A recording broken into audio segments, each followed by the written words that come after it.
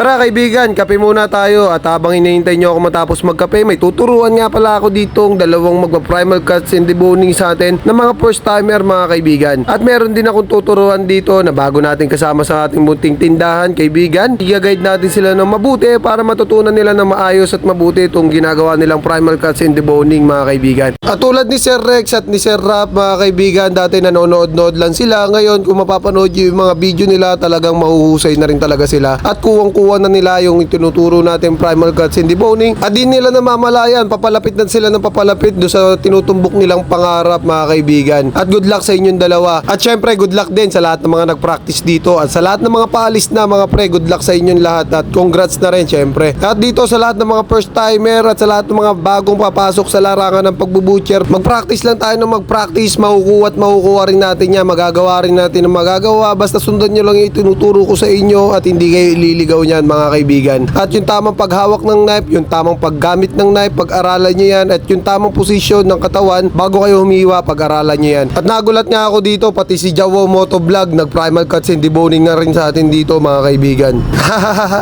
Kamukha lang pala no. At tatagal niya na nga dyan yung ham leg mga kaibigan. Punta naman tayo dito sa may shoulder, 4 ribs lang yan mga kaibigan, at sa ibabaw lang ng fifth rib, doon nyo lang hihiwain mga kaibigan. Pag nandun na kayo sa ibabaw ng fifth rib, mag-dagger grip kayo, tapos ibaw nyo ng gusto yung kutsilyo nyo, tsaka nyo hiwain ng dire-diretso lang. At dahil wala naman tayong iiwasang buto dyan mga kaibigan, at siya dito umiiwas sa buto, at sabi ko nga sa kanya, idiretso niya lang yung knife niya dahil wala naman tayong iiwasang buto dyan. Dahil nga first timer, di niya pa rin alam, kaya i-guide natin sila ng maayos para na sa ganun maayos nilang matutunan yung primal cuts and deboning. At kapag sasalang tayo sa primal cuts and deboning, huwag tayong manginginig, huwag tayong mahiya. Gawin natin yung primal cuts to deboning natin ng may confidence sa sarili mga kaibigan, no? Huwag kayong mahiya sa akin, tropa-tropa lang tayo dito mga kaibigan. At isa pa, panoorin nyo yung mga video natin para na sa ganun di kayo mga mapag-aralan nyo kung saan yung tamang patamaan at kung paano gamitin yung knife, kung paano hawakan yung knife ng naka-power grip knife at naka-dagger grip knife. Yun lang naman kadalasan yung ginagamit natin sa primal cuts and deboning. Hindi naman masyadong ginagamit yung oblique dahil pang sticking lang yung oblique natin, at pang steel yun, ginagamit natin yung oblique na yun kapag nag-i-steel tayo mga kaibigan.